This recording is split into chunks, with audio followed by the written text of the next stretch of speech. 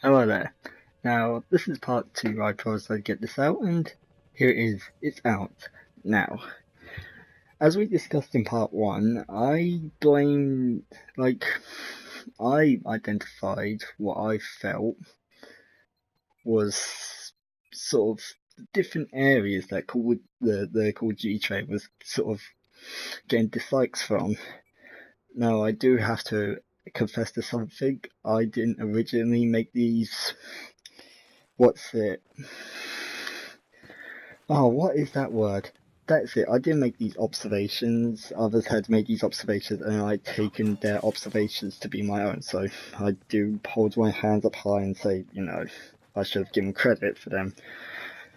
But at the same time, the way I interpreted the data, I interpreted my own. So, as I said previously, I felt that a lot of the Call of Duty fans saying that the COD Infinite Warfare trailer is getting a lot of hate just simply from internet trolls and the whole internet trend of something's getting disliked to hell, we better jump on the bandwagon, the whole crowd mentality thing. I think it's been overplayed. I do generally think there is a lot of gamers and a lot of consumers who just look at Call of Duty and they just think, for fuck's sake. In fact, perfectly speaking, I showed my friend at college the same trailer, and she literally just give it these three words, for fuck's sake.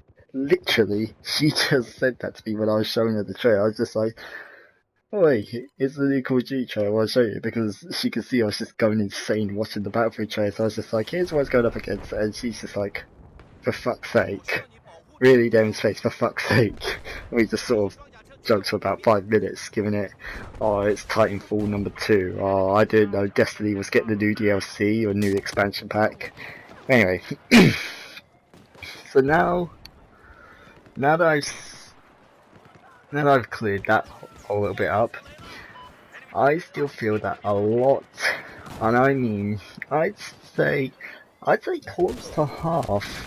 I honestly would say close to half of all the dislikes on that trailer are actually from disgruntled gamers and fans. That they just look at Call of Duty, they just look at the franchise where it's going, and they just give it, for fuck's sake, or are you shitting me? You cannot be serious. So, but as for the other areas, yes, well, we have stated that trolls, sort of crowd mentality and disgruntled players. I do feel, well, I will admit I did get this point from somewhere else, but a small portion of these could also just be Battlefield fanboys that have just come to the Call of Duty trailer and be like, oh, it's a new Call of Duty game, automatically dislike without giving it a fair chance. See, I saw the trailer, gave it a fair chance, I thought, I do not like this, that's why I would dislike it. I actually had valid reasons for disliking it, although I do feel that there are Battlefield fanboys who are just as bad as Call of Duty fanboys who would just see Call of Duty and dislike it, although I do give credit to the DICE developers. They just cracked me up, although I think they help encourage this kind of behaviour because they were just ripping apart Call of Duty on Twitter.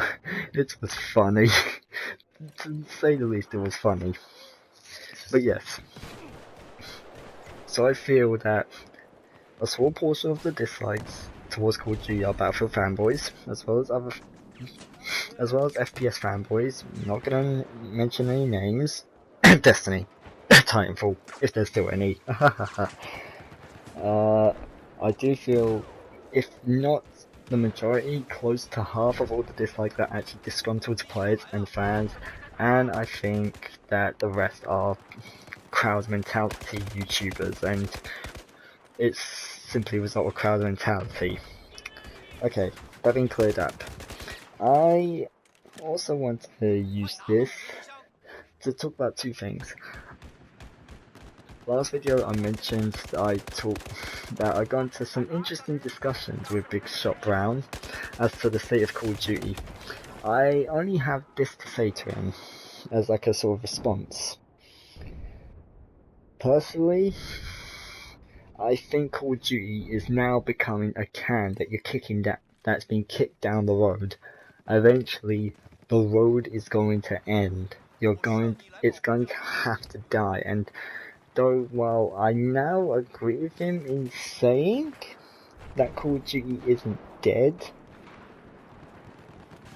I oppose him. Like, I disagree with him or her. It could be a her. Him or her, you know, I don't know, I've never met this person in real life, I've only known them through a discussion in the comment section.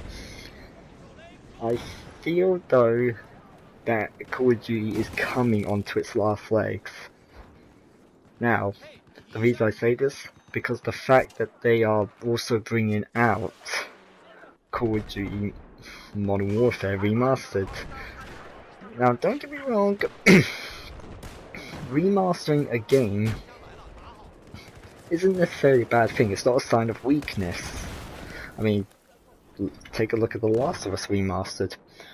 Like, that game was getting universal praise on PlayStation 3, and Sony decided to remaster it again on PS4. Although it could also be argued that they remastered The Last of Us because there was hardly any of the titles on PS3 not PS3, PS4, sorry, was shifting the consoles, or the amount of consoles they expected, so they thought if we just remaster the game, give it full content, it would shift the units, which in fairness is a valid argument.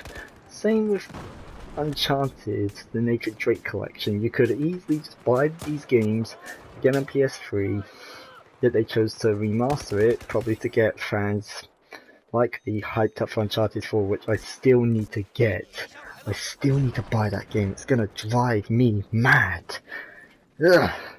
I also need to buy Doom. I also need to buy a bucket ton of other games. It's going to kill me. If only I had money in my bank account, then I'd be able to buy these games. Anyway, but when a lot of people get back to the COD situation, when a lot of people in your fan base are saying, we want boots on the ground, but they also bring this game out, but then I think it's like the lead of Infinity Ward tries to write off by saying, oh, we're giving players the best of both worlds, you know, we're continuing the quote-unquote innovation of the franchise while also giving players this old-school feel. I can see right through this, and I can smell the bullshit. He's simply saying, we need to attach Call of Duty 4 onto this in order to sell this.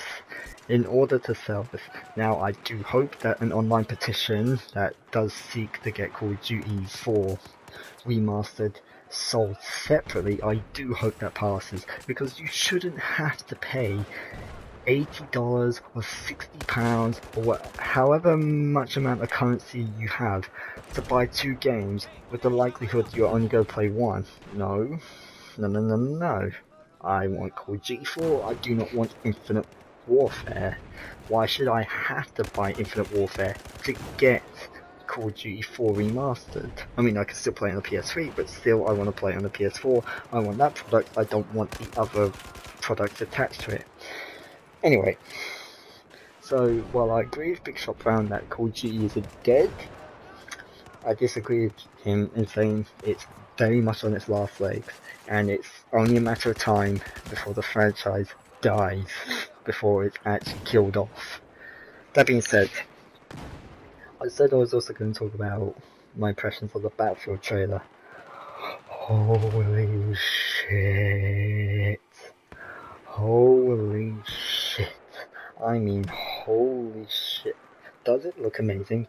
Hell yes, in my opinion. It looks gorgeous. It looks fantastic. The graphics, the fact that it's World War One, but the fact that it's so many different campaigns of World War One. So we're gonna have North Africa and the Middle East in World War One.